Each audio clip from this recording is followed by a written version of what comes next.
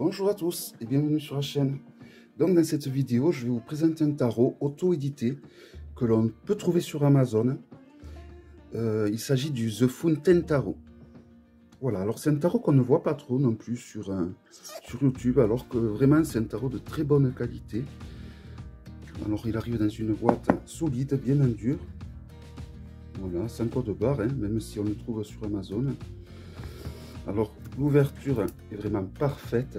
Alors j'aime ce genre de boîte quand elle s'ouvre comme ceci, parce que malheureusement quand elle s'ouvre comme ça, souvent là ça bloque un peu. Voilà, donc une très jolie boîte. Hop, voici l'intérieur. Le guidebook, il est assez conséquent quand même. Bon, il est entièrement en anglais évidemment, hein. Alors il n'y a pas d'illustration, hein. C'est vraiment que des écrits entièrement en anglais. Donc là vous avez la table des matières,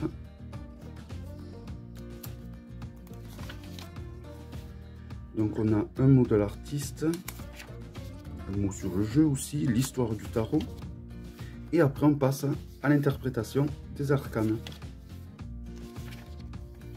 Ah non, pas l'interprétation des arcanes, ça c'est les tirages. Voilà, donc il y a un tirage à 3 cartes, un tirage en croix à 5 cartes, la croix celtique à 10 cartes, et voilà, et là on passe à l'interprétation des arcanes. Alors pour chaque carte, vous allez avoir, pour les arcanes majeures, du moins une page, un petit topo sur l'arcane, et après des mots-clés en vert et en droit. Pour les mineurs, c'est pareil, vous voyez, il y a autant d'explications pour les mineurs que pour les majeurs, donc ça fait un guidebook quand même assez conséquent. Voilà, pour ce qui est du jeu. Alors, comme vous avez peut-être pu le voir, les contours sont argentés. Ça fait vraiment, c'est un très vieux jeu que j'ai depuis un moment, vous voyez, je l'ai quand même utilisé au début, que je l'ai eu pas mal. Le dos, bon, c'est personnel, moi j'aime bien. Si on le compare à un Grimaud, il est un peu plus large et un tout petit peu plus haut. La qualité est vraiment très bonne. Alors, je vais vous présenter les majeurs et ensuite les mineurs, car j'ai déjà mélangé ce jeu. Alors, on commence en agrandissant un petit peu avec l'empereur. Donc, vous ne pouvez pas vous tromper, vous avez le nom et le numéro en haut, et ça reste un nom et un numéro donc traditionnel, le fou. Donc c'est un tarot où il va y avoir beaucoup de géométrie sacrée. C'est un tarot qui a un peu vaporeux aussi, un peu de flottaison. Il y a c'est un tarot qui fait froid, qui est froid au niveau des couleurs. Voilà. La papesse, le monde, les amoureux, le magicien, qui me rappelle un tableau ou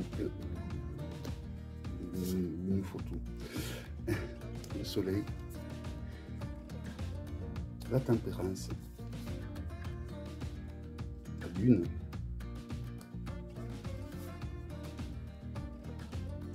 la force en 11, donc vous voyez c'est un tarot qui suit l'ordre du Marseille au niveau des arcanes majeurs, hein. La justice en 8, la mort,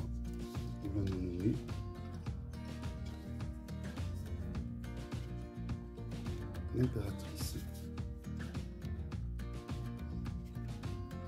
le jugement, la tour, le diable et le pendu. Voilà donc pour les majeurs. Les mineurs maintenant.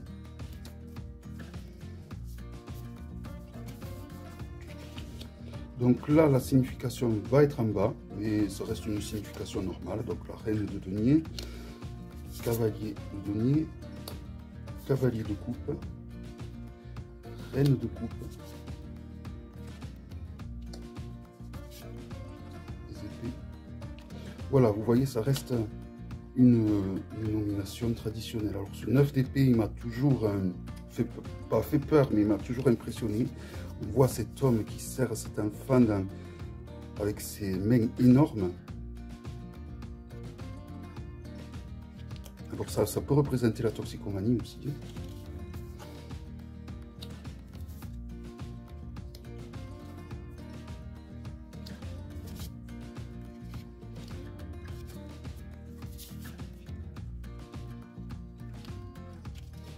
Un tarot très artistique, je trouve. Ah, cette tasse de coupe me fait penser aux coupes du True Black Tarot. Voilà, donc ça a été l'un de mes premiers... Enfin, non, c'est pas mon premier jeu auto-édité, mais il fait partie de mes premiers en tout cas.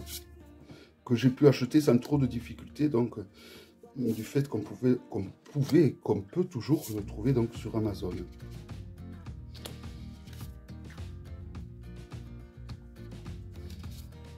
Je pense que c'est un tarot qui n'a pas trop plus. Hein.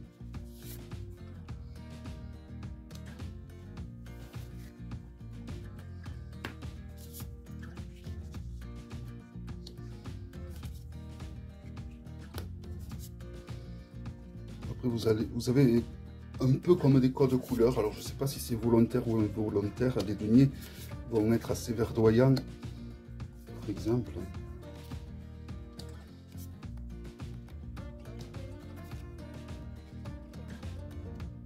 Ah, le chariot qui s'était faufilé dans les arcanes mineurs.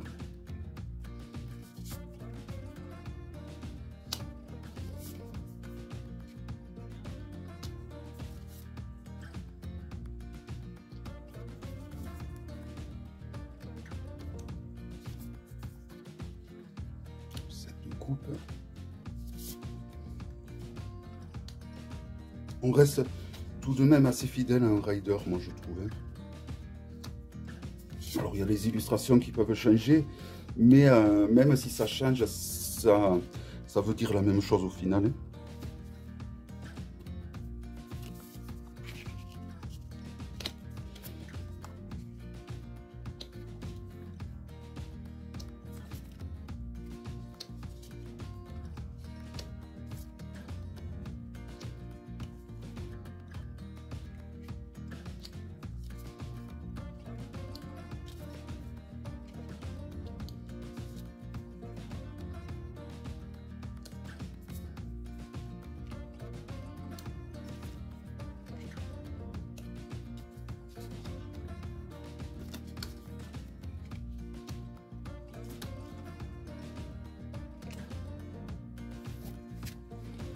Donc après, c'est vrai que la géométrie sacrée est très présente dans ce jeu.